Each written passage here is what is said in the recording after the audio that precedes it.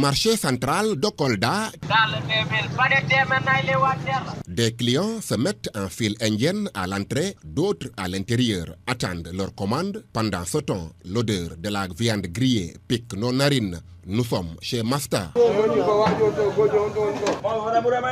Ça fait 13 ans qu'Abdoulaye Diallo, dit Masta, originaire de la Guinée-Conakry, gère cette place. Je suis venu ici le 12 octobre 2012. J'ai 4 gosses ici. Chaque jour, je le paye. Quand je gagne pas, chaque jour, je le paye. Par jour, quand ça marche, je peux avoir 15, 10, 20, jusqu'à 25 000. Fidèle client, Adama Diawo est conscient des risques de l'alimentation de rue, mais il dit avoir confiance à son gargotier. Tout récemment, avec les réseaux sociaux, on voit des choses pratiquement que les gens utilisent pour donner à manger aux gens. C'est inadmissible. Mais lui, avant de commencer à vendre, il rassure les clients. Parce que le matin, si tu le trouves ici, il te montre les cachets qui lui autorisent de vendre de la viande. Donc on a confiance en lui. L'aspect hygiène n'est donc pas négligé chez Masta. Mes voisins là, tout le temps, je leur disais, nous tous, on est des vendeurs. Mais on n'a qu'à faire beaucoup attention. Quand tu vends, il faut être propre. Quand tu travailles dans un restaurant, il faut être propre. Si tu es bien organisé, les clients vont venir manger. Malheureusement, beaucoup de vendeurs ne donnent pas de l'importance à la propreté. C'est pourquoi le service d'hygiène mène tous les jours des opérations dans ce cadre.